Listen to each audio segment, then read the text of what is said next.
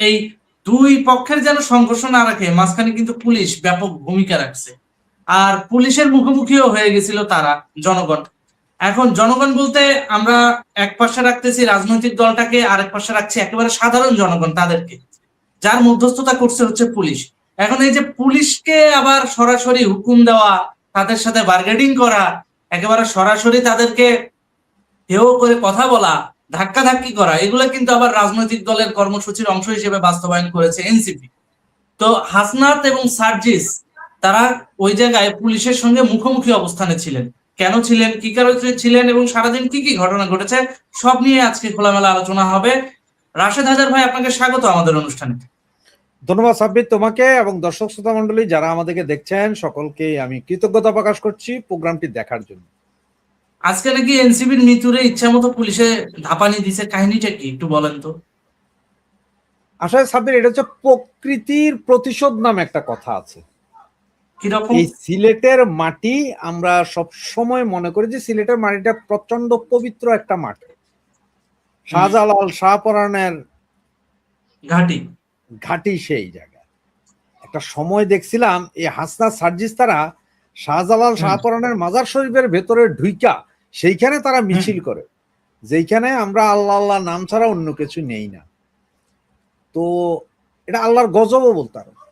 আজকে দেখো সাধারণ পাবলিক খেপছে। গতকালকে বলা হয়েছিল যে এটা বিএনপি, আমি তোমার এখানেই বলছিলাম যেটা বিএনপি করে নাই, এটা জামাতেই করাইতে চাইছে যাতে অন্য কাহিনীগুলো সামনে না আসে, এটা জামাত করাইতে চাইছে। সেই জায়গায় আজকে সাধারণ পাবলিক, এবং আমি সবচেয়ে বেশি অবাক হয়েছি কি জানো, একটা ভিডিও দেখা সেখানে দেখা গেল একটা অ্যাম্বুলেন্সে মরা লাশ, ওই ফ্যামিলি আইসা ব্লক দিয়ে দিছে রাস্তা। তার মানে মানুষ এদেরকে কত বেশি ঘেন্না করে, ঘেন্না করলে তার আত্মীয়ের লাশ অ্যাম্বুলেন্স এনে রাস্তার বিস্কানে তারা করে দিয়েছে এদের আসতে দিও না। পাবলিক পাবলিক এটা।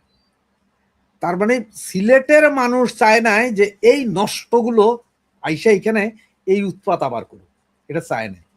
যার কারণে পাবলিক ক্ষেপে দাঁড়াইছে, পুলিশ বাধা দিছে। এখন পুলিশে ধাক্কা দিছে, পুলিশ যখন তারা ধাক্কা দিছে তখন বলতেছে আমার গায়ে হাত দিলি কেন? কিরে বাবা, তুই পুলিশে ধাক্কা দিবি, তুই মারবি, তুই মাইরা ভিতরে যাইতে যাবি, তোরে কি ফুলের মালা দিয়া বরণ করে নেব? এটা কি সেই তোদের গত 18 মাসের সেই মব রাজত্ব পাইছস? তবে এই জায়গায় একটা জিনিস, যে প্রশাসন, ছাত্র দল, বিএনপি কে ধন্যবাদ দেওয়ার মতন একটা জিনিস, যে ওরা সাধারণ পাবলিক কে বুঝাইতে সক্ষম হইছে যে এগুলা নষ্ট। আর সাধারণ পাবলিকও বুঝা গেছে যে এরা লুটপাটে জড়িত, এরা কোনো ভালো কাজে জড়িত নাই। দেখো তোমার এনসিপিতে কারা গেছে। এনসিপি ওই যে যখন আসছে মব করছে, টপ করছে, এগুলো সব তোমার ছাত্রী পোলাপাইন যায় ওখানে জয়েন করছে। কারণ এরা দেখলো যে একটা নতুন দোকান খুলছে, চান্দাবাজি করে মোটামুটি পয়সা করে কামান যাবে, এরা ঢুকিয়া গেছে ভিতরে। ঠিক এই ধরনের ছাত্রী পোলাপাইন কিন্তু সব দলেই আছে, আওয়ামী লীগেও ছিল, বিএনপিতেও আছে, আর এইখানে হচ্ছে যেমন খুব বেশি। কোথায়? এই ছাত্রীদের সাথে খুব বেশি এনসিপিতে এবং এনসিপিতে। নতুন দোকান তো, এটা নতুন দোকান, ভালো ইয়ে করতে পারতেছে। এবং বিএনপির সঙ্গে ক্ষমতা আজকে 5 মাস, এই 5 মাসেও এরা তাদের ইচ্ছা মতন, মন মর্জি মতন কিন্তু এই গুন্ডামি মাস্তানি করে যাচ্ছে। মানে এমন একটা অবস্থা যে তাদের ঠেকানোর কেউ নাই, এই দেশ তাদের হয়ে গেছে। এ অল্প কয়েকজনে, সার্জিস, নাহিদ, হাসনাত, ওই হারামজাদা ওইটা। কালকে সে বক্তৃতা দিতেছি কি 24-এর সে অস্ত্র কোথায়, অস্ত্র নিয়ে আসো। মানে তুমি ভাই উস্কানিমূলক বক্তব্য দিবা আর পাবলিক শুনবে, ওই দিন গেছে গা। কারণ তোমরাই শিখাইছো না কিভাবে মব করতে হয়, কিভাবে ঠেকাইতে হয়, এখন পাবলিক ঠেকাইতেছে। এটা টোটালি সাধারণ পাবলিক ঠেকাইতেছে, এখানে কারো ক্রেডিট নেই। অবশ্য 2-1 জায়গায় দেখছি, 2-1টা পোস্টে দেখছি আমি যে ওই যে কিছু কিছু ছাত্রলীগ নামধারী লোকজন কইতেছে আমরা ঠিকই আছি। অবশ্য এখন আমি মাঝে মধ্যে খুঁজি এরকম ঘটনা হইলে, তখন দেখি যে কোন এলাকায় কোন আওয়ামী লীগ নেতা কয় কিনা যে হ্যাঁ আমরা করেছি, এটা আমি খুঁজি কিন্তু পাই না। এখানে হচ্ছে টোটালি সাধারণ জনগণ, এবং সাধারণ জনগণ নিজের ইচ্ছায় গেছে, কোনো নেতার ইচ্ছায় না, কেউ বুঝাই আনে না, এরা নিজের ইচ্ছায় যায় এই আন্দোলন করছে, নিজের ইচ্ছায়। পাবলিক অতিষ্ঠ যাবে না কেন? পাবলিক অতিষ্ঠ। এবং এইটা আগামীতে যেই রাজনৈতিক দল যেই ক্ষমতায় আসেন বা থাকেন তাদের জন্য একটা সিগনাল যে ভাইয়া আপনারা সাবধান হয়ে যান, আপনাদের কাপড় খোলার সময় কিন্তু একদম সন্নিকট, পাবলিক আপনাদের আর ছাড়বে না, আপনাদের কাপড় যে কোনো মুহূর্তে খুলবে। সুতরাং সবার জন্য, সব দলের জন্য এটা একটা সিগনাল।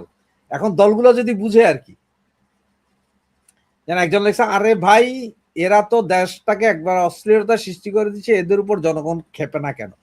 আরে ভাই জনগণ খেপছে, জনগণ যা খেপছে খেপছে, আপনারা কোথায়? আপনারা যারা খালি লেখেন, কমেন্টস করেন, মেসেজ করেন, আপনারা কোথায়? আপনারা কি জনগণের বাইরে? আপনার নবাবজাদারে ভাই, খালি আপনি আছেন যে গরিব বেঞ্চের পোলাপাইন নেমে মরুক, আর আপনারা খালি মেসেজ দিবেন আর ওই টেলিগ্রাম গ্রুপে চেহারা না দেখায় কথা কইবেন। আপনারা কি ওই যে পায়ু যোদ্ধা হুজুরদের মতন নাকি যে চেহারা দেখাইতে লজ্জা পান? এসব চেহারা দেখাইয়া আইসা চেহারা দেখাইয়া কথা বলেন। আপনারা সব নেতাদের কথাই বলতেছি, সবার কথাই বলতেছি, চেহারা দেখান। আর চেহারা যদি না দেখান তাহলে বুঝিয়ে নিব যে আপনার পায়ু যোদ্ধা। আপনার যে হোটেল থেকে ধরা খাই যে মুখের নেকাব বাইন্দা ঘুরে, আপনাকে ওই ধরনের লোক যে আপনার চেহারা দেখাইতে লজ্জা পাইতেছে। কিছু প্রশ্ন আছে বিজ্ঞ আলোচকদের কাছে। আমার একটা প্রশ্ন, জুলাই আগস্টের ছাত্র জনতার সংবিধান বিরোধী বিদ্রোহের মাধ্যমে সংবিধান উপেক্ষিত হয়ে গেছে, কিন্তু স্বরাষ্ট্রমন্ত্রী সংবিধান বহাল রেখে মীমাংসা কিভাবে করবেন? প্রশ্নটা আরেকটু করাই। মানে আমাদের কাছে প্রশ্ন করছে যে জুলাই আগস্ট যে আন্দোলনটা হয়েছে এটা তো সংবিধান বিরোধী আন্দোলন হয়েছে এবং এটার মাধ্যমে সংবিধানকে একবার উপেক্ষিত করা হয়ে গেছে। এখন স্বরাষ্ট্রমন্ত্রী বলতেছে সংবিধান বহাল রেখেই তিনি সমাধান আনবেন, সে নিয়ে মীমাংসা কিভাবে করবেন যদি সংবিধান উপেক্ষিত হয়ে থাকে? মানে এরা চাচ্ছে একবার উপেক্ষিত হয়েছে মানে আবারও না, এখন সংবিধান উপেক্ষিত হয়েছে বলতে ওনারা কি বুঝাইতে চাইতেছে? সংবিধানটা কোথায় উপেক্ষিত হয়েছে বলে মনে হয়? আমার কাছে তো মনে হয় না সংবিধান এটা উপেক্ষিত কেমনে মনে হয় না। হয়েছে। না, এই জায়গায় আমি দ্বিমত পোষণ করছি। কেমনে মনে হয় না? কারণ এই আন্দোলনটা তো ছিল সম্পূর্ণ একটা স্ক্যাম, মেটিকুলাস ডিজাইনের অংশ, $29 বিলিয়ন বিনিয়োগ। বিনিয়োগ। এটা আপনি অস্বীকার করতে পারবেন? আপনারা বুঝেন নাই কেন? এই যে এনজিওর মাধ্যমে পয়সাগুলো আসছে, এই আন্দোলন খাড়া হয়েছে, আপনারা বুঝেন নাই কেন? এত বিজ্ঞ বিজ্ঞ রাজনৈতিক নেতারা কেন আপনাদের পক্ষে মানুষ দাঁড়ায় নাই? কি বলবেন আপনি? আপনি এইটা সংবিধান বিরোধী, তাহলে তো 1990 সালে হোসেন মাহমুদের এই এরশাদের বিরুদ্ধে যেটা, সেটাও সংবিধান বিরোধী, সেটাও সংবিধান বিরোধী। আমরা খালি $1 $29 মিলিয়ন আসছে, ও এরকম কয়েক বিলিয়ন ডলার তো ইন্ডিয়ার ককরোচ পার্টির কাছেও গেছে।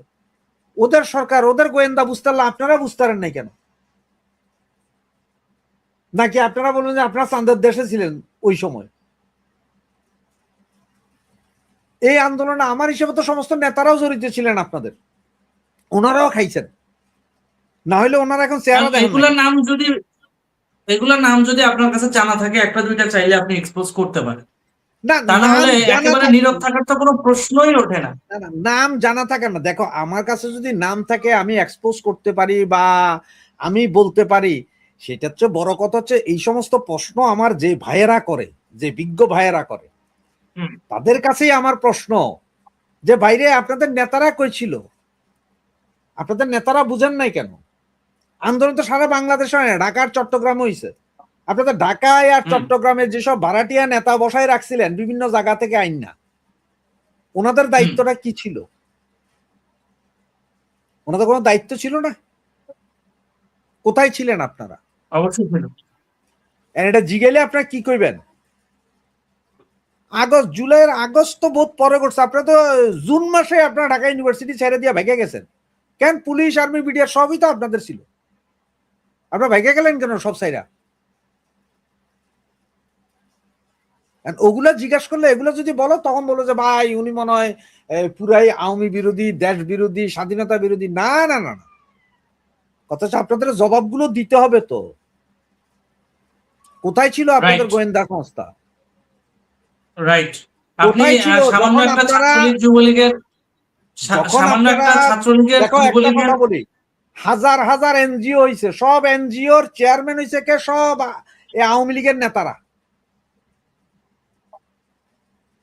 এই সব ওখানে যে বিদেশি ডলার আসছে, কারা কারা খাইছিলেন ওই ডলার? ওইসব এনজিওর মাধ্যমে ডলার আইনা এই সারা বাংলাদেশে এই উত্তেজনা সৃষ্টি করার পেছনে কি আপনাদের দায়িত্ব কি সামান্যতম ছিল না? এনজিও গুলোতে যে অবৈধ পয়সা সেটা কি আপনারা জানতেন না? আপনারা কোথায় এনজিওর ছিল? একটা ব্যুরো থাকে, এনজিওর একটা ব্যুরো থাকে যারা কিনা এই ট্রানজেকশন গুলো মেনটেন করে, দেখভাল করে। তারা কি জানতো না? তারা কি জানতো না? হ্যাঁ, এত এত এত এত টাকা পাইলো জামাত গোষ্ঠীরা, তারা জানলো না?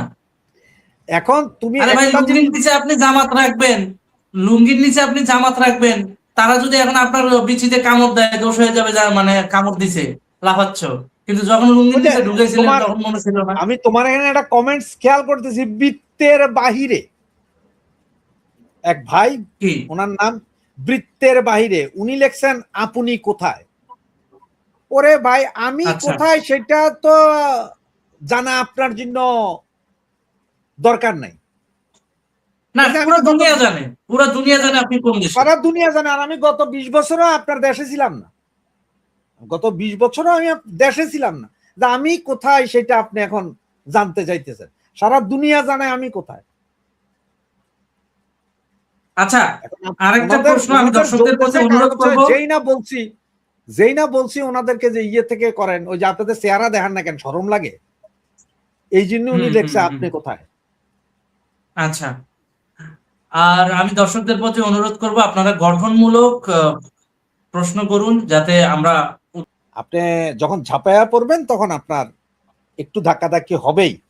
ওই সময়কার কেউ একজন একটা ছবি তুলছে, তুইলে এখন নারী নির্যাতন বিশাল ঘটনা হচ্ছে। অবস্থাটা এমন যে আচ্ছা, এই ওনারা কাহিনী। যাইয়া পুলিশের মারতে পারবেন, কিন্তু পুলিশ ছুইলে ওটা নির্যাতন হয়ে যাবে। ওনারা পুলিশ মাইরা লটকায় দিতে পারবেন, পুলিশ অ্যারেস্ট করলেই ওইটা বিশাল সমস্যা হয়ে যাবে। পুলিশের অবস্থা। আর এখন ঘটনা হচ্ছে যে মাহাদিনা কি মেহেদি একটা ছিল না ছেলে, যিনি গর্বের হ্যাঁ, সহিত থানায় হবিগঞ্জে। বসে বলেছিলেন যে ও সঞ্জয়কে আমরা মেরেছি, আমরা জ্বালিয়েছি। উনি এদের নিরাপত্তা দিতে পারলো না কেন? এত বড় একটা ভাই আমাদের, উনি তো নিরাপত্তা দেওয়ার কথা ছিল, উচিত ছিল আজকে। ওনার ভয়ে তো সারা সিলেট শহর কাঁপে। আর একটা বিষয় আপনি খেয়াল করছেন কিনা জানি না, গতকালকে যখন এই যে হাসনাত সার্জিস এরা যখন হবিগঞ্জে এই নাটকটা মানে প্লে করছিল, ওই সময় কিন্তু পাবলিক কিন্তু ব্যাপকভাবে খুশি হয়েছিল যে জনগণ যে এদের উপর যে প্রতিহতের ব্যবস্থা গ্রহণ করেছে। কিন্তু মধ্যরাতে আমরা দেখতে পাই পরিবাগের ব্রিজে আবার AB Zubair, DUCSU VP AB Zubair হিজড়াদের সাথে একটা আকামের সঙ্গে জড়িয়ে পড়েছিল গতকালকেই। যেখানে হাসনাত সার্জিস মার খাচ্ছে দলের ইমেজ বাঁচানোর জন্য, সেখানে তাদের সতীর্থ সেই হিজড়ারে টাকা না দিয়া রীতিমতো কট খায়। বিষয়টিকে আপনি কিভাবে দেখছেন, বা আপনার নজরে এসেছে কিনা বিষয়টা? নজরে এসেছে বিষয়টিকে, তো আমি খুব মজা করে দেখতেছি। কারণ মনে আছে হেফাজতের আন্দোলন 2013 সালে, ওই আন্দোলনকে রাইখা মামুনুল হক 501 নম্বর রুমে গিয়েছিল, কারণ আন্দোলন করতে করতে টায়ার্ড হয়ে উনি একটু রিল্যাক্সে গিয়েছিল। তো এবি জুবাইরও ওইরকম, যে এইসব আন্দোলন করতে করতে এই শাহবাগ, তারপরে রাজুতে আয় করতে করতে উনিও টায়ার্ড হয়ে একটু গেছিলেন, ওইদিকে ব্রিজের কাছে গেছেন, সেইখানে যায় এইসব হইছে। এইটা আসলে অন্যরকম, এটা উনি রিল্যাক্স করার জন্য গেছেন বলে আমার মনে হয় আর কি। তো ওনারা যাইতে পারেন, ওনারা যে আসলে কে কোথায় যান, কে কি করেন, এগুলা এখন এক একজনের এক এক রকম পছন্দ, বুঝো না? এখন শুনলাম ওই হিজড়া নাকি শ্রম আইনে দেয় মামলা করবে শাহবাগ থানায়, পরে যে কাজ করাইছে টাকা দেয় নাই। জি, এটা কি সে করতে পারে আইনত? কোনটা? শ্রম আইনে কি সে মামলা করতে পারে? ওই হিজড়াদের দিয়ে কি জানি কাজ করাইছে, টাকা দেয়নি। এখন শ্রম আইনে যদি এটা শ্রমিক হিসেবে স্বীকৃতি পায় তাহলে করতে পারে, আর যদি না পায় তাহলে করতে পারে না। ভাই, বাংলাদেশ সব সম্ভবের দেশ বাংলাদেশ। যেমন আজকে কিছুক্ষণ আগে একটা দেখলাম যে মাদ্রাসায় যে বলৎকারের কথাগুলা, এটা হেফাজতের আমির বলছে যে হুম, মাদ্রাসার বলৎকারের এগুলা আসলে এই প্রপাগান্ডা চালাইতেছে, এই ধরনের কোনো ঘটনাই হয় না মাদ্রাসায়, হুম। এগুলো সব মিথ্যা।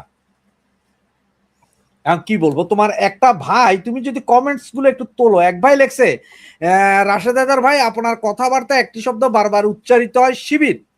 এই শিবির কোন রাজনৈতিক দলের সঙ্গে জড়িত, কিছু বলবেন? উনি এই কথাটা জিজ্ঞেস করছেন। কমন দেখেন কমন প্রশ্ন, কমন প্রশ্ন, আমার হয়তোবা কথা হচ্ছে যে টিনেজ কেউ হবে, হয়তোবা সে হয়তোবা এটা সব। আমি তো মাঝে মধ্যে ছাত্রলীগও বলি, ছাত্রলীগ কোনো রাজনৈতিক দলের সাথে কি জড়িত? বিএনপিও বলি, বিএনপি কি কোনো রাজনৈতিক দলের সাথে জড়িত? ওগুলা যদি জড়িত হয় তাহলে শিবিরও জড়িত। এটা তো ওপেন, এখানে তো গোপন কিছু বলা হয়নি। আপনি যদি এদূর না বুঝেন শিবির কোনো রাজনৈতিক দলের সাথে জড়িত কিনা কেমন হলেন? শিবির শুধু রাজনৈতিক দলের সাথে জড়িত নয়, শিবির বাংলাদেশের সবচেয়ে মেধাবী পোলাপাইন গুলাকে শিবির রিক্রুট করে।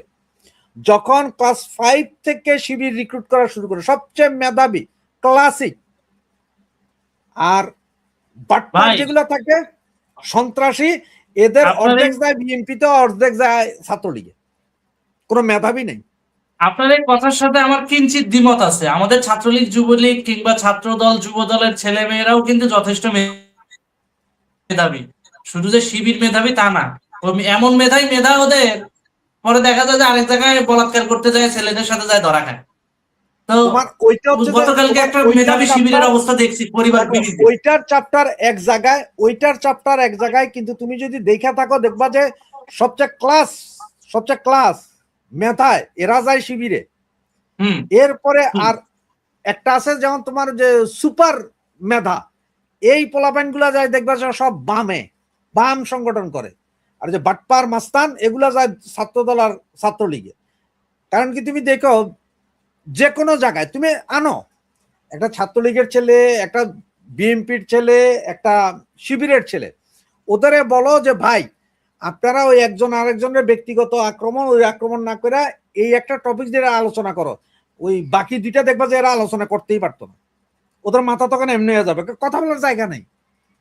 কিন্তু শিবিরের পোলাগুলো দেখবে হে কথা কইতেছে, কিন্তু কারণ হচ্ছে যে ওদের তো ওই যে ক্লাস 5 থেকে বলছে মেধা, ওরা মেধাটারে কিনা নিয়ে আসে। তা না হইলে এই 15 বছর তাদের এত চাপার পরও এত লক্ষ শিবির, কলেজ ইউনিভার্সিটি কোথাও টিকতেছে না কেউ, কেমনে বুঝো? এই জায়গায় তো আমরা যাইতে পারিনি। এখন তুমি বলৎকার বুঝতে বলো, পারছি। অমুক বলো, তমুক বলো, এখন আমি যদি বলে যাবে 100-এর সেঞ্চুরির কাহিনী, তখন কি কইবা? হুম। ওই ধরনের 100 সেঞ্চুরি সেঞ্চুরির আসবে আর কাহিনী, কখন? সেটা এই ব্যাপারটা আমি এটা জানি না সঠিক, আপনি একটু এটা ব্যাখ্যা করেন প্লিজ। না না, এটা এটা আর আমাদের আমি সবার খুললাম জানা না, এটা উচিত। যারা জানার তারা জানে। আমি শুধু এই শব্দটা তা উচ্চারণ আপনি করলে আপনি যারা বুঝে তারা বুঝে। খুলতে পারবেন না, তো খুলতে না পারলে তো বলার দরকার ছিল না। যেহেতু বলছেন আমাদের জানতে হবে, আমরা নতুন প্রজন্ম, আমরা তো আর দেখি নাই। আমরা না নতুন প্রজন্ম, আমরা কিন্তু দেখি নাই, তোমরা দেখো না, এটা আমি সেঞ্চুরির বললাম না, যুগটা দেখি তুমি নাই, ওইটা বললা যে আমাদের জানতে বলৎকার হবে। বলৎকার। না এটা ওই যে বললাম, এখন তুমি যখন মুক্ত আলোচনা করতে যাবে তখনই তোমার ট্যাগিং দিয়ে দিবে, তুমি হয় লাল বদর, ওই এই সেই। যেমন একজন দেখলাম আমি সাব্বিরকে বলছে, সাব্বির ভাই তুমি কোন দলের পক্ষ? তোমার রাজনৈতিক পরিচয় জানতে চাইতেছি। কিরে বাবা, তোমার রাজনৈতিক পরিচয় জানার কাহিনীটা কি এখানে? আমাকে এই জায়গাটাই তো সমস্যা ভাই।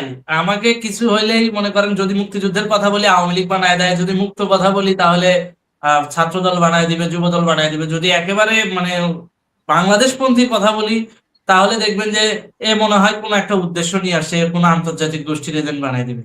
তো হ্যাঁ, এগুলা চলবেই ভাই, এগুলা ট্যাগিং ম্যাগিং নিয়ে আমি চিন্তা করি না। এখন আপনার কাছে আমার কিছু জানার আছে, কারণ অনুষ্ঠানটাও প্রায় শেষের দিকে। পুলিশ এবং এই যে হাসনাত যে মুখোমুখি অবস্থানে করলো, দেখলাম যে পুলিশ এক পর্যায়ে চেতে গেল, ব্যাপকভাবে চেতে গেল, যে একটাও স্লোগান হবে না।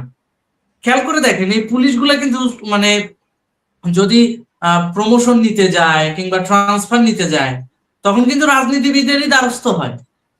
আবার এই রাজনীতিবিদরা যখন মাঠ পর্যায়ে কাজ করে তখন তাদেরকে ডাইরেক্ট মানে কণ্ঠরোধ করার চেষ্টা করা হয়।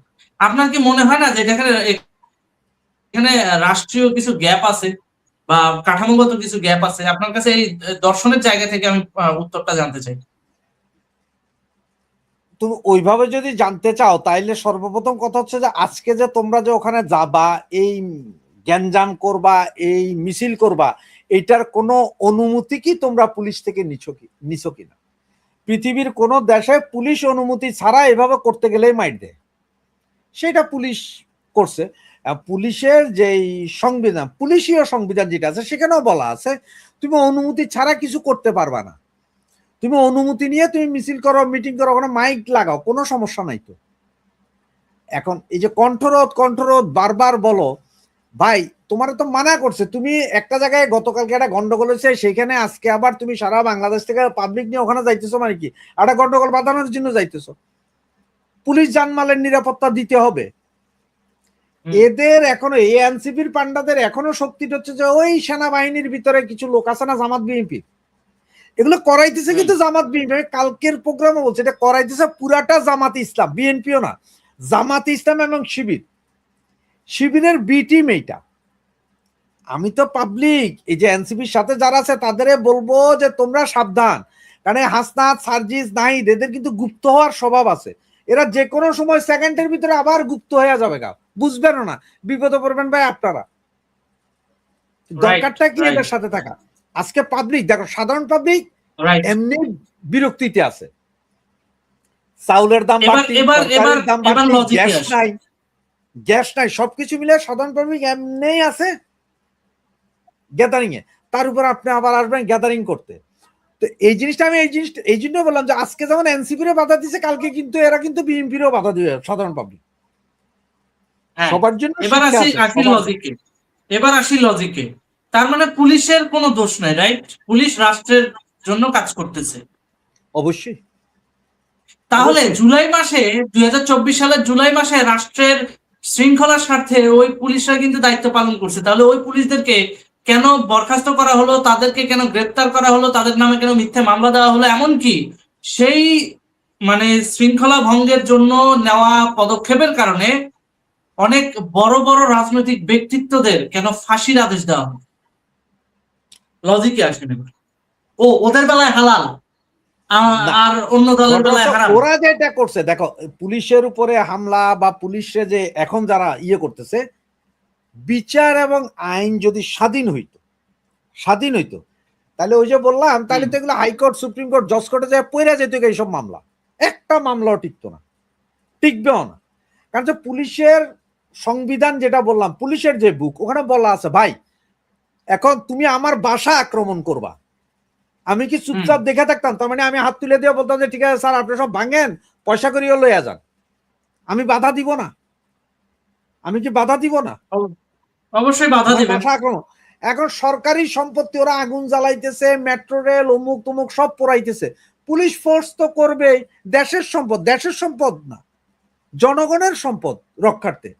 তো এখন ওই যে যেটা বলতে বিচার ব্যবস্থা স্বাধীন ছিল না, আগেও ছিল না, এখনো নাই, আগে যাও ছিল এখন তাও নাই, যার কারণে এই অবস্থা। আচ্ছা, আজকে দেখলাম যে হাইকোর্ট একটা নিয়ম জারি করছে যে এই যে অযথা শোন অ্যারেস্ট, এইটার জন্য যে উচ্চ আদালতের দ্বারস্থ হওয়া, যে একটা মিথ্যা মামলায় আমাকে শোন অ্যারেস্ট দিছে, বিপদে পড়ে যখন ভিকটিমরা যায় উচ্চ আদালতের দ্বারস্থ হয়, সেই দ্বারস্থটা পর্যন্ত হতে পারবে না, এই ধরনের একটা রুল জারি করছে হাইকোর্ট। আপনার নজরে এসেছে কিনা বিষয়টা? এটা আসলে কোন স্বাধীনতার অংশ? ওই যে মনে আছে ওই যে একজন ছাগল ব্যারিস্টার আছে না, কি জানি শাহরিয়ার না কি নাম, ছাগল ব্যারিস্টার। হ্যাঁ, ব্যারিস্টার শাহরিয়ার। তার আগে কয়েকদিন আগে তার একটা ভিডিও বের হয়েছিল, সে হাত জোর করে ভাই ছাত্রলীগ, যুবলীগ, আওয়ামী লীগরা ছাইরেন না আটকায় রাখেন, বুঝতে পারছো? আমার মনে হয় তার এই আপিল, আর বিএনপিও হয়তো বুঝতেছে যে ছাত্রলীগ, আওয়ামী লীগ এগুলার যদি এইভাবে জামিন দেয় আর করে, এটা মুসিবত বাঁচতে পারে। কারণ হচ্ছে পাবলিক তো খেপা, সারা দেশের পাবলিক তো এমনি খেপা। সুতরাং এই কারণে ওই যে বললাম বিচার ব্যবস্থা তো স্বাধীন না, এখন একজন বিচারক তো স্বাধীনভাবে কোনো দিতে পারে না, কি রায় দিতে পারে না, কোনো কিছু করতে পারে না। সুতরাং ইচ্ছা যা ইচ্ছা করে দিছে, অসুবিধা কি আছে? তোমার বিচারপতি তোমার বিচার করবে কারা? বিচারপতির বিচার কারা করবে? এই যে হিউম্যান রাইটস ওয়াচ বলছে বাংলাদেশ আন্তর্জাতিক অপরাধ ট্রাইব্যুনালের বিচারের মান নিয়ে প্রশ্ন রয়েছে। হ্যাঁ, তাহলে এই যদি বিচারের মান নিয়ে প্রশ্ন থেকে থাকে, তাহলে এই আন্তর্জাতিক অপরাধ ট্রাইব্যুনালেই তো শেখ হাসিনার বিচার হয়েছে, শেখ হাসিনাকে ফাঁসি দেওয়া হয়েছে। ভলকার তুর্কের যে রিপোর্ট ছিল না, ভলকার তুর্কের যে রিপোর্টটা ছিল 100 কত পাতার, 70 থেকে 80 পাতা যদি পড়ো ওই রিপোর্টের, ওখানে পরিষ্কার ওখানে বলা আছে যে যেই তদন্ত বা যা যা এই রিপোর্ট আছে সেটার উপরে ভিত্তি করে যদি কোনো বিচার হয় বা কারো বিরুদ্ধে রায় হয়, ওইটার পক্ষে জাতিসংঘ নাই। তার মানে কি এইখানেও ইয়ে আছে যে ওরাও আসলে রিপোর্ট করছে, কিন্তু ওরাও 100% গ্যারান্টেড বা বিশ্বাসযোগ্য না ওদের কাছে। এই কথাটা কি কেউ প্রচার করছে এখন পর্যন্ত? কেউ বলছে? এটা তো গুগল করলে পাওয়া যায়। তো এই কথাটা, এই যে ভলকার তুর্ক যে এই কথাগুলো বলছে, এগুলা বলার মতো লোকগুলো কোথায় বাংলাদেশে? বা এই রিপোর্টটা যেই দলের বিরুদ্ধে তোমার করা হচ্ছে, এই রিপোর্টটাকে যেই দলের বিরুদ্ধে পানিশমেন্টের কাজের জন্য করা হচ্ছে, সেই দলটাই বা এগুলো বলছে না কেন? সেই দলের উকিলগুলোও বলতেছে না কেন? এরা কোথায়? এরা কি সব বৈশা আছে যে শেখ হাসিনা আইসা জেলে যাক, ফাঁসি হোক, সে বাইরে এলে আমরা সবাই নেতাগিরি করবো, সেই তালে আছে এরা? বাস্তবতাটা বলি, এমনও লোক আছে জিন্দিগিতে কোর্টের বারান্দায় পাড়া দেয় না, এখানে এসে আওয়ামী লীগে এসে ক্রেডিট নিচ্ছে, সে সব করাচ্ছে, অথচ কোর্টের বারান্দায় পাড়াও দেয় না। অথচ এমনও অ্যাডভোকেট দেখছি যারা কোনো দল করে না, আওয়ামী লীগের সাথে সম্পৃক্ত না, শুধুমাত্র কোর্টের খরচ নিয়ে পর্যন্ত ছাত্রলীগ যুবলীগের ছেলে মেয়েদেরকে সার্ভিস দিচ্ছে। টাকা নাই, কি করবে? এখন এই ভিকটিম গুলোকে তো আইনের বিচার তো পাইয়ে দিতে হবে।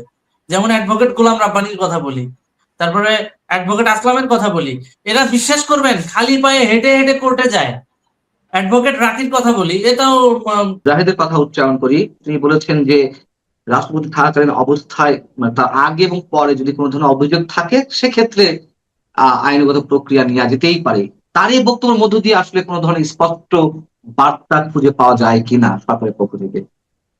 আমার মনে হয় জাহিদুর রহমান যেটা চেষ্টা করেছেন, যে যে একটা আলোচনা চলছে গণমাধ্যমে এবং সামাজিক মাধ্যমে, যে প্রেসিডেন্টের এক ধরনের ইমিউনিটি আছে, যে তাকে মানে প্রেসিডেন্ট না থাকা, মানে প্রেসিডেন্ট পদ থেকে চলে যাওয়ার পরও তার বিরুদ্ধে কোনো ফৌজদারি মামলা টামলা করা যায় না, এ ধরনের একটা ধারণা অনেকের মনে আছে। যেরকম প্রেসিডেন্ট নিজেই আর্টিকেল 51 সংবিধানের যে 51তম ধারা, সেটার কথা উল্লেখ করে বলেছেন যে সেটা পড়ে দেখুক সবাই। তো এখন পরে কি বুঝলেন? এখন জাহিদুর রহমান যেটা বোঝানোর চেষ্টা করছে যে তাদেরকে বিচার করা যায়।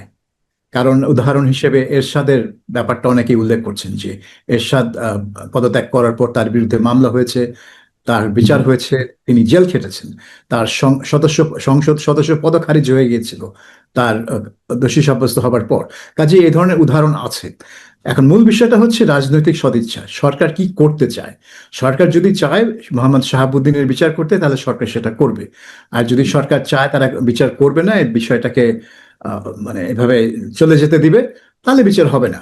কোনোটাই আইন কোনোটার বাধা বা কোনোটা কিছু হচ্ছে না, এখানে সরকারের সদিচ্ছায়। এটা শুধু শাহাবুদ্দিন কেন, আপনি বাংলাদেশের ইতিহাসে গত 55 বছরের ইতিহাসই দেখেন না কেন, যে রাজনৈতিক গুরুত্বপূর্ণ যে কোনো ব্যক্তির বিরুদ্ধে বিচার শুধু তখনই হয় যখন তাদের চরম প্রতিপক্ষ ক্ষমতায় আসে এবং তারাই বিচার করে, এবং তারা ক্ষমতায় এসে তাদের পক্ষের যেসব লোক আগের জমানায় বিচার হয়েছিল এবং দোষী সাব্যস্ত হয়েছিল, তাদেরকে বেকসুর খালাস করে দেয়, মাফ করে দেয়। তো এটাই হচ্ছে সবকিছুই রাজনৈতিক সদিচ্ছার উপর নির্ভর করে। এখানে আইন একদিকে বা ওই দিকে চলবে, বা আইন তার নিজস্ব গতিতে চলবে, এসব কথা হচ্ছে মানে আমি বলছি বকবাস কথা। কারণ এগুলোর কোনো মানে হয় না বাংলাদেশের পরিপ্রেক্ষিতে, এগুলোর কোনো মানে হয় না। Everything depends on government's good will, political will. যারা যারা তাকে আটকের দাবি জানাচ্ছে, সে এনসিপি, জামাত ইসলামী বা ইনকিলাব মঞ্চ নামে একটা সংগঠন আছে, আরো অনেক রাজনৈতিক দল যেগুলো আওয়ামী বিরোধী রাজনৈতিক দল হিসেবে পরিচিত, তাদের অনেকের বক্তব্য বা সোশ্যাল মিডিয়াতে যে আলোচনা হচ্ছে যে সাবেক রাষ্ট্রপতি শাহাবুদ্দিন সাহেব কি এমন শক্তিমান ব্যক্তি যে তাকে সেফ এক্সিট দিতে হবে। ডক্টর ইউনূসের ক্ষেত্রে আমরা জানি তিনি মার্কিন এজেন্ট অথবা আন্তর্জাতিক শক্তির নানান ধরনের এজেন্ডা তিনি বাস্তবায়নের জন্য ক্ষমতা নিয়েছিলেন, তার সাথে এক ধরনের বোঝাপড়া হয়েছে। এখন ওপেন সিক্রেট যে তার বিরুদ্ধে একের পর এক মামলা করা হলেও মামলা কোনোটি গ্রহণই করা হয়নি, কোনোটি গ্রহণ করার পরে সেগুলো খারিজ করে দেওয়া হয়েছে। অসংখ্য মানুষ সেগুলো মামলা করতে গেছেন। ইভেন তার উপদেষ্টা পরিষদের যেসব সদস্য ছিলেন তাদের বিরুদ্ধেও কোনো ধরনের কোনো ব্যবস্থা নেওয়া হয়নি, অসংখ্য অভিযোগ থাকা সত্ত্বেও। তো তার তো এক ধরনের ব্যাখ্যা আছে। আমরা বলছি না রাষ্ট্রপতি শাহাবুদ্দিন অবশ্যই অপরাধী, কিন্তু তার বিরুদ্ধে অভিযোগ ছিল। তো অনেকে বলছেন যে তাকে কেন মানে বিএনপির সাথে কি আসলে কোনো ধরনের সমঝোতা হয়েছে? আর যদি হয়ে থাকে, যে তিনি কি এমন শক্তি এখন মানে হোল্ড করছেন যে তাকে স্টেট এক্সিট দিতে হবে? আপনি কি মনে করেন? আমার মনে হয় না যে তিনি এমন এক কোনো শক্তি, কিন্তু যখন দল থেকে মনে করা হয়েছে বা দল বা দলের বাইরে যারা আছে বিএনপির সাথে, তারা যখন যদি মনে করে থাকে যে এই বিশেষ করে শেখ হাসিনা দেশে ফিরবে, এই ঘোষণার পর শাহাবুদ্দিনকে রাষ্ট্রপতি মানে হিসেবে রেখে দেওয়া একটু ঝুঁকিপূর্ণ, কারণ তার হাতে কোনো ক্ষমতা না থাকলেও তিনি কিছু কিছু জায়গায় কিছু করে ফেলতে পারেন, এই ধরনের যদি একটা বয়ান সৃষ্টি করা হয়, তাহলে বিএনপি তার বিরুদ্ধে অ্যাকশন নিয়েছে। কিন্তু তারেক রহমান সম্ভবত সেই অ্যাকশনকে আর বেশি দূর এগিয়ে নিতে চায় না, তিনি হয়তো ওখানেই এটা সমাপ্তি করতে চাইছেন। ঠিক আছে, শাহাবুদ্দিন চলে গেছে, আর ঘাঁটানোর দরকার নেই, এইটা এই মুহূর্তে যেটা মনে হচ্ছে। কিন্তু তার মানে এই না যে 2 মাস পরে দুদককে বলা হবে না যে তুমি তোমরা শাহাবুদ্দিনের বিরুদ্ধে একটা তদন্ত শুরু করো। ইসলামী ব্যাংকের যে হাজার হাজার কোটি কোটি টাকার যে লোপাট হওয়ার ঘটনা, সেখানে তার কোনো ভূমিকা ছিল কিনা, আলমের যে টেক ওভার, দখল ইসলামী ব্যাংক, সেটার পেছনে শাহাবুদ্দিনের কোনো ভূমিকা ছিল কিনা, সরকার সেটা করতেই পারে, দুদককে নির্দেশ দিতে পারে। এবং আমার মনে হয় না যে প্রাক্তন রাষ্ট্রপতি তেমন কোনো ইমিউনিটি আছে যেটা তাকে এই ধরনের দুর্নীতির মামলা থেকে রক্ষা করতে পারে। তো এটা সরকার, এগেইন যেটা আগেই বলছিলাম, যে এটা সবই সরকারের সদিচ্ছার উপর নির্ভর করে। তারা যদি চায় শাহাবুদ্দিনের বিরুদ্ধে তদন্ত এবং মামলা করতে পারে, তারা যদি রাজনৈতিক কারণে যদি না চায়, তাহলে সেটা নাও করতে পারে। এই মুহূর্তে দেখে মনে হচ্ছে যে তারেক রহমান এটা চায় না, কিন্তু সেটা এই চায় না অবস্থাটা। পেছনের কারণ কি হতে পারে? অনেকে বলেন যে তিনি যখন পদত্যাগ করেছেন তার আগে এক ধরনের সমঝোতা হয়েছে, এটা অনেকে বলছেন। হুম। আহ যদি হয়ে থাকে, কেন বা সেই সমঝোতা? এবং একই সঙ্গে আপনার কাছে প্রশ্ন, হয়তো প্রশ্নটি পূরণ হতে পারে, আহ আসলে কি তিনি কিছু করতে পারতেন শেখ হাসিনা ফেরার ক্ষেত্রে? অথবা এর পেছনে কারণ এটি কিনা যে তড়িঘড়ি করে স্পিকারকে ডেকে নিয়ে আসা হলো, তিনি ট্রিটমেন্টে ছিলেন, আহ শুক্রবারের মধ্যে ওই দিন শর্ট নোটিশে তাকে সব ধরনের প্রক্রিয়া সম্পন্ন করতে হলো। আসলে কেমন কোনো বিষয় জড়িয়ে রয়েছে কিনা বা ছিল কিনা? না, আমার তো মনে হয় যে এটা একটা মানে কোনো একটা ভয় থেকে এই কাজটা করা হয়েছে। কারণ তারা যদি শাহাবুদ্দিনকে আওয়ামী লীগের নমিনি বা আওয়ামী লীগের মনোনয়নপ্রাপ্ত রাষ্ট্রপতি হিসেবে যদি তাকে সরাতে চায়, সেটা তো আগেই করতে পারতো। সংসদ অধিবেশন যাওয়ার পরপরই তারা সেটা করতে পারতো। রাষ্ট্রপতি ভাষণ দিলেন এবং তারপরেই তারা এই প্রক্রিয়াটা শুরু করতে পারতো, যে ঠিক আছে, কাজ শেষ, এবার আপনি যান, আমরা আমাদের রাষ্ট্রপতি মনোনীত করব। এবং তিনি এটা তো ওই সাক্ষাৎকারে বলেছিলেন যে সরকার যদি চায় আমি সানন্দে পদত্যাগ করব। তো রাস্তা তো খোলা ছিল, তারা করেনি কেন? তারা নিশ্চয়ই চেয়েছে যে না, তাকেই রেখে দিতে। তো হঠাৎ এই নীতি পরিবর্তন হলো কেন? সেখানে আমার মনে হয় যে এই শেখ হাসিনা ঘিরে ঘটনাটা একটা ফ্যাক্টর হতে পারে। যদিও তার কোনো ক্ষমতা নেই, হয়তো অনেকে ভেবেছেন যে মানে 5ই আগস্ট 2024 সালে আপনার মনে আছে যে খালেদা জিয়া মুক্তি পেয়ে গেল, কিসের বলে মুক্তি পেয়ে গেল? রাষ্ট্রপতির কোনো এক আদেশে। তো রাষ্ট্রপতির তো সেরকম কোনো ক্ষমতা নেই একজন সাজাপ্রাপ্ত আসামিকে তার সাজা মওকুফ করে দিতে, আনলেস তারা আবেদন করে ক্ষমার জন্য। তো সেরকম তো কোনো আবেদন আসে, তখন কোনো দেশে কোনো সরকারই নেই। সেই আবেদন মঞ্জুর তো করা আগে সরকার, তারপরে রাষ্ট্রপতি সেটাতে সম্মতি দেন। তো যাই হোক, তো সেটা হয়েছে। তো এখন তারা কি মনে করছে যে এই কাণ্ড তো উনি আগেই করেছেন, আমাদের পক্ষে করেছেন, এখন আমাদের বিপক্ষে করতে পারেন কিনা? কিন্তু 24 সালের বাস্তবতা আর 26 সালের বাস্তবতা তো একই না। 24 সালে তিনি সেটা করতে পেরেছিলেন কারণ যারা যারা ক্ষমতার কেন্দ্রে তখন, তারা চাচ্ছিল যে সেটা তিনি করুক। কিন্তু এখন যারা ক্ষমতা কেন্দ্রে, তারা তো চাইবে না যে তিনি হাসিনার পক্ষে কোনো পদক্ষেপ নিক। কাজেই তিনি কিন্তু যারা মানে সরকারের ইচ্ছার বিপক্ষে রাষ্ট্রপতি কিছুই করতে পারেন না, কিছুই পারেন না। এটা এই রাষ্ট্রপতি কেন, কোন রাষ্ট্রপতি পারেনি।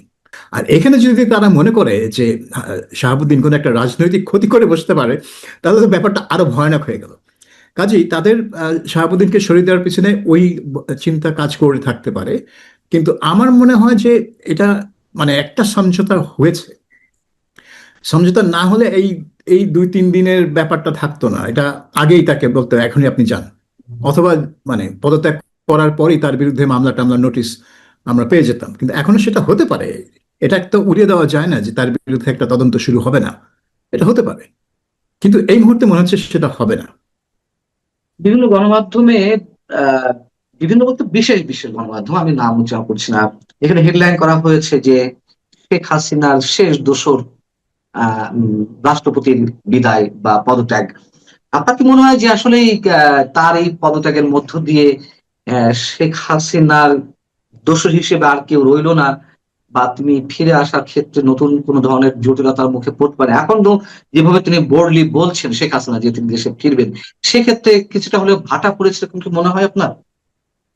না, কারণ আমার মনে হয় না যে শেখ হাসিনার এই ঘোষণার পেছনে শাহাবুদ্দিনের কোনো ভূমিকা ছিল, বা শেখ হাসিনা মনে করেছিলেন যে শাহাবুদ্দিন কোনো ভূমিকা পালন করবে। কারণ তিনি খুব ভালো করেই জানেন যে সরকারের ইচ্ছার বাইরে এই রাষ্ট্রপতি কোনো কিছুই করতে পারবে না। এটা তিনি জানেন, কারণ তিনি তো 15 বছর ক্ষমতায় ছিলেন, তার আগে 5 বছর 20 বছর ক্ষমতায় ছিলেন। এই বিষয়ে আরেকটি প্রশ্ন করতেই হচ্ছে, মানে যা গুঞ্জন বা যেগুলো ছড়াচ্ছে যে একটা রহস্য মানুষ খুঁজে পাওয়ার চেষ্টা করছে। আহ, যখন সেনাপ্রধান জেনারেল ওয়াকারুজ্জামান সাহেব তুরস্ক সফরে, ঠিক সেই মুহূর্তে রাষ্ট্রপতির বিষয়ে এই সিদ্ধান্তগুলো নেওয়া হলো এবং কার্যকর করা হলো। সেনাপ্রধান ফিরলেন শনিবার, শুক্রবারের মধ্যে সবকিছু কমপ্লিট করা হলো। এটি কোনো বিশেষ বার্তা আসলে দেয় কিনা? এটা আমার মনে হয় যে সেনাপ্রধানের অনুপস্থিতি একটা ফ্যাক্টর হতে পারে টাইমিং এর ব্যাপারে। কারণ এই সেনাপ্রধান সবসময় চেয়েছেন যে যেন সাংবিধানিক ধারাবাহিকতা ভাঙা না হয়, এবং তিনি কিন্তু প্রেসিডেন্টকে ক্ষমতায় তখন 2024 সালে তিনি প্রেসিডেন্টকে সম্পৃক্ত করেছেন পুরো বিষয়ের সাথে। কাজে হয়তো বিএনপি মনে করে থাকতে পারে যে সেনাপ্রধান যদি দেশে থাকে তাহলে হয়তো তিনি যখন জানতে পারবেন যে এরকম একটা উদ্যোগ নেওয়া হচ্ছে, তিনি হয়তো এখানে এসে বাধা দিতে পারেন, বা অ্যাটলিস্ট তার বিপক্ষে একটা যুক্তি তিনি তারেক রহমানের কাছে তুলে ধরতে পারেন কেন তারা চান না যে রাষ্ট্রপতিকে সরানো হোক। আম, হতে পারে এটা, আম, যে তার অনুপস্থিতি একটা সুযোগ বলবো না, বলবো একটা মানে কাজে লাগানো। আনপ্লেজেন্ট পরিস্থিতির সৃষ্টি যাতে না হয়, সেজন্য তার অনুপস্থিতিতে কাজটা সারা হয়েছে। এমন হতে পারে যে সেনাপ্রধানই বলেছে যে এখন সবকিছু না করে আমি যখন থাকবো না তখন করো, তাহলে আমার কোনো ডিরেক্ট ভূমিকা এখানে থাকবে না।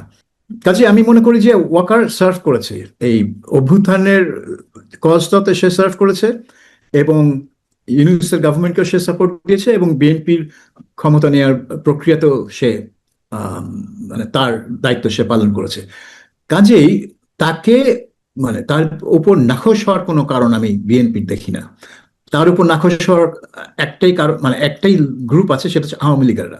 কারণ তারা মনে করে যে ওয়াকার তাদের সাথে বেইমানি করেছে এই অগস্ট তাহলে মাসে এই গিয়ে। আশঙ্কা করা হচ্ছে কেন যে তিনি নিজেও হয়তো ফুল টাইম সার্ভ করতে পারবে না তার চাকরির মেয়াদটা?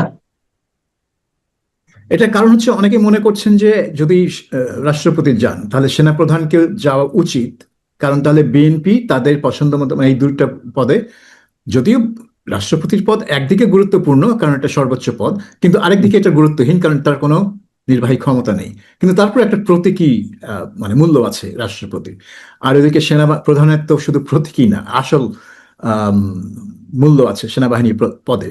সেখানেও তারা হয়তো চাচ্ছে যে এই মুহূর্তেই মানে যত তাড়াতাড়ি সম্ভব এই পরিবর্তনটা আনা, যাতে বিএনপি মানে নিজস্ব পছন্দ মতো, কারণ আপনি সব জায়গায় তো দেখা যাচ্ছে যে বিএনপি তার লোকজনকে দিয়ে বিভিন্ন রাষ্ট্রীয় এবং সরকারি প্রতিষ্ঠানে তার লোকজন নিয়োগ করছে। কাজে বিএনপির যে মানে রাষ্ট্রযন্ত্র দখলের যে প্রক্রিয়া, যেটা সবসময় আওয়ামী লীগের বিরুদ্ধে একটা অভিযোগ ছিল যে আওয়ামী লীগ রাষ্ট্রযন্ত্র দখল করে নিয়েছিল, বিএনপি সেইভাবেই রাষ্ট্রযন্ত্রটা তার নিয়ন্ত্রণে নিচ্ছে একইভাবে। এবং সেখানে যদি সেনাপ্রধান শেখ হাসিনার নিয়োগপ্রাপ্ত লোক হয়ে থাকে তাহলে ওয়াই নট তারেক রহমানের নিয়োগপ্রাপ্ত লোক, সেটার জন্য আরো 6-7 মাস কেন ওয়েট করতে হবে? হতে পারে। কিন্তু এই মুহূর্তে কিন্তু আমি কিন্তু দেখি না যে ওয়াকারুজ্জামান বিএনপি না হওয়ার কোনো কারণ আমি দেখি না, কারণ তিনি পুরো মানে 2 বছর যা যা মানে তাদের ক্ষমতার উত্তরণের জন্য যা যা করা দরকার তিনি সবই করেছেন। রাজশাহী বিশ্ববিদ্যালয় সেটিও এখন টক অফ দ্য কান্ট্রি। সেখানে একজন জিএস রয়েছেন ছাত্র সংসদের, সালাউদ্দিন আমরা, নিজেই শিবিরের কি একটা শব্দ ইউজ করেন, মানে তিনি শিবির করেন, শিবির হিসেবে মনোনীত প্রার্থী হয়ে তিনি নির্বাচিত না হলেও তো সে যা ইচ্ছে তাই করে যাচ্ছে। মনে হচ্ছে বিশ্ববিদ্যালয় প্রশাসন, আইন শৃঙ্খলা রক্ষাকারী বাহিনী বা সরকারের হাতের চেয়েও তার হাত লম্বা। সেখানে তো আবার কোনো ধরনের স্টেটমেন্ট দেখছি না সরকারকে। তারপরে সেই ক্ষেত্রে আবার কেন ছাড় দেওয়া হচ্ছে? বিভিন্ন ক্ষেত্রেই আমরা দেখতে পাচ্ছি যে জামাত এনসিপির ক্ষেত্রে কোনো জায়গায় তো চুপ থাকছে বিএনপি।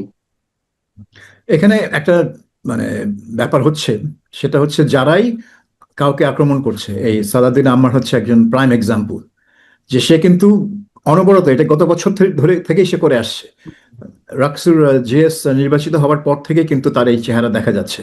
ছাত্রদেরকে পিটানো, টিচারদের উপর চড়াও হওয়া, তাদেরকে পদত্যাগে বাধ্য করা, এই ধরনের, হ্যাঁ, এই ধরনের কাজ সে করে আসছে। এবং সে হচ্ছে একটা মব নেতা। এখন এই মব নেতা ইউনূসের আমলে সবকিছুতে পার পেয়ে গেছে। সব মবই পার পেয়ে গেছে। ইউনূস অন্যদিকে তাকিয়েছিল, বা না তাকে অন্যদিকে তাকিয়ে না থাকলেও সে এটাকে মানে পছন্দই করতো মনে হচ্ছিল। কিন্তু এখন তো সেটা হওয়ার কথা না। তো এখন সে কেন পার পেয়ে যাচ্ছে এইসব করে? এটার একটাই কারণ হতে পারে যে বিএনপিও যারাই নিজেদেরকে জুলাই বিপ্লবী বলে মানে উপস্থাপন করে, এবং যখনই কাউকে আক্রমণ করে ফিজিক্যালি বা ভার্বালি, তাদেরকে আওয়ামী লীগ বা আওয়ামী দোসর বলে ট্যাগ দেয়, তখনই কেউ আর হাত দিতে চায় না। তখনই তারা মনে করে যে এটা এটা জায়েজ। যারা জুলাই সমর্থক, তারা যা খুশি তা করতে পারে, যতক্ষণ তারা তাদের প্রতিপক্ষকে, যাদেরকে আঘাত করছে, তাদেরকে আওয়ামী লীগ বলে অভিহিত করতে পারে, সবই জায়েজ। তো এটা হয়ে গেছে নতুন এক ধরনের ফ্যাসিজম। যদি আপনারা বলেন যে আওয়ামী লীগ আমলে যা হতো সেটা এক ধরনের ফ্যাসিজম, তাহলে এটা হয়ে গেছে নতুন এক ধরনের ফ্যাসিজম, যে আপনি একটা গোষ্ঠীকে, একটা রাজনৈতিক গোষ্ঠীকে শত্রু হিসেবে চিহ্ন করে তার উপর নির্যাতনটাকে জায়েজ করে দিচ্ছেন। যা খুশি তাই করতে পারবেন, যতক্ষণ আপনি বলতে পারছেন যে ও হচ্ছে আওয়ামী দোসর, ও হচ্ছে ছাত্রলীগ, ও হচ্ছে এই লীগ। লীগ শব্দটা আপনি অ্যাড করতে পারলেই আপনার 7 খুন মাপ। তো এটা খুবই বিপজ্জনক একটা অবস্থা। এটা ইউনূসের আমলে চলছিল, কিন্তু ইউনূস তো ইউনূস, তার কোনো জবাবদিহিতা ছিল না। এই সরকারের তো জবাবদিহিতা আছে, তো নির্বাচিত সরকার, এত সংসদীয় সরকার। আর সংসদে কার কাছে জবাবদিহি করবে? জামাত, এনসিপি, তারা তো মবের রাজা। এখন ব্যাপারটা হয়ে যাচ্ছে জবাবদিহিতার জন্য আপনার সুশীল সমাজ, মিডিয়া, এরা ছাড়া আর কেউ নেই এই সরকারকে জবাবদিহিতার মুখে দাঁড় করানোর জন্য। সুশীল সমাজ এবং নাগরিক সমাজ বলতে যেটা বোঝায়, এবং মিডিয়া, এটা ছাড়া কিন্তু কোনো রাস্তা নেই। কিন্তু সেখানে সেইটা হচ্ছে কিনা সেটাই প্রশ্ন। যদিও এই আম্মারের উপর যে রিপোর্টিং যেটা হচ্ছে তার কর্মকাণ্ডের উপর, এটা দেখে বোঝা যাচ্ছে যে এটা মিডিয়া কিন্তু নেগলেক্ট করছে না বা এড়িয়ে যাচ্ছে না। যেমন আজকেই একটা বড় রিপোর্ট আছে এই টাইমস অফ বাংলাদেশে, এই সমকালও আছে, প্রথম আছে, মোটামুটি সব পত্রিকায় এটা মোটামুটি একটা ভালো ট্রিটমেন্ট দিয়েছে। ট্রিটমেন্ট দিচ্ছে, কারণ তারাও মানে এটা থেকে এখন সরকার যদি এইগুলা আমলে নিয়ে অ্যাকশন নেয় এই আম্মারের বিরুদ্ধে, তাহলে এক জিনিস। আর যদি এটা সত্ত্বেও যদি তারা জিনিসটাকে এড়িয়ে যায়, ইগনোর করে, অ্যাজ ইফ কিছুই হচ্ছে না, তাহলে বুঝবো যে সেই ইউনূস সরকারের ভূত বিএনপি সরকারের ঘাড়ে ভালোভাবেই চেপে বসে আছে। এবং এটা বিএনপির জন্য আম্মার আবার উল্টা থ্রেট দিচ্ছে। আম্মার এবং আম্মারের সহযোগীরা যেসব গণমাধ্যম নানান ধরনের প্রশ্ন তাকে করছে বা তার কর্মকাণ্ড নিয়ে প্রশ্ন অ্যারাইজ করছে, তাদেরকে দেখে নেবে। হ্যাঁ, তো এইগুলো তো সরকারের আমলে নেওয়া উচিত, যে গণমাধ্যমের বিরুদ্ধে যদি এরকম হুমকি কেউ দেয়, তো এখানে তো একটা মানে প্রচ্ছন্ন একটা মানে আইন ভঙ্গের একটা ব্যাপার চলে আসে। আপনি তো একটা গণমাধ্যমকে বা এইভাবে হুমকি দেওয়া মানে কি? তাদের বিরুদ্ধে একটা ভায়োলেন্স উস্কে দেওয়ার সামিল, তাই না? তো এইটা তো বেআইনি, এটা তো আইন পরিপন্থী। তাহলে তো আপনাকে তো ওই নিয়ে তাকে ব্যবস্থা নেওয়া উচিত, অন্তত তাকে বলা উচিত, তাকে জিজ্ঞাসাবাদ করে তাকে জানানো উচিত যে এগুলো তিনি করতে পারেন না। তিনি একটা গণমাধ্যমকে মানে দেখে নেওয়ার মানেটা কি? তিনি কি বলছেন যে তিনি মামলা করবেন? তো মামলা করলে করেন। যদি কোনো মিডিয়া যদি তার মানহানি করে থাকে, মানহানি মামলা তারা করতেই পারে। মানহানি মামলা তো আর নতুন জিনিস না। আর যেহেতু সব পত্রিকা এখন অনলাইনে আছে, সেহেতু এটা ডিজিটাল সিকিউরিটি অ্যাক্টের অধীনে পড়ে যাচ্ছে। সো মানে আইনি রাস্তা তার কাছে আছে। এখানে কেউ ওই মানে দেখে নেওয়ার হুমকি টুমকি দেওয়ার তো কোনো প্রয়োজন নেই। আপনি যদি মনে করেন যে আপনাকে নিয়ে যা ছাপা হচ্ছে সেগুলো ভুল, আইনের জায়গা থেকে হুমকি দিচ্ছে, বিষয়টি এরকম তো মনে করার কোনো কারণ নেই, তাই না? না, আমি সেটাই বলছি যে তিনি যখন হুমকি দিচ্ছেন, যখন আইনের রাস্তা খোলা আছে, সেই রাস্তা না গিয়ে যখন আপনি হুমকি দেন, তাহলে আপনার উদ্দেশ্য ভালো না। তার মানে হচ্ছে যে পত্রিকা যা ছাপা হচ্ছে সেটা আপনি কোর্টে চ্যালেঞ্জ করতে পারছেন না, কিন্তু আপনি পেশি শক্তি দিয়ে সেটা দেখে নেওয়ার হুমকি দিচ্ছেন। ছোট একটা বিষয়ে আপনার কাছে একটু প্রশ্ন রাখতে চাই, এবারে ছোট করে উত্তরটা আশা করছি আমরা শেষ করবো। সেটা হচ্ছে যে ভারতে সফরের বিষয়ে নানান ধরনের সিদ্ধান্ত পরিবর্তন আমরা দেখছি আমাদের প্রধানমন্ত্রীর ক্ষেত্রে, অথবা তারা আগে থেকেই সিদ্ধান্ত নিয়েছিল, মানুষের এক্সপেকটেশন বা মানুষের যেই ধারণা সেইটির সাথে মেলেনি।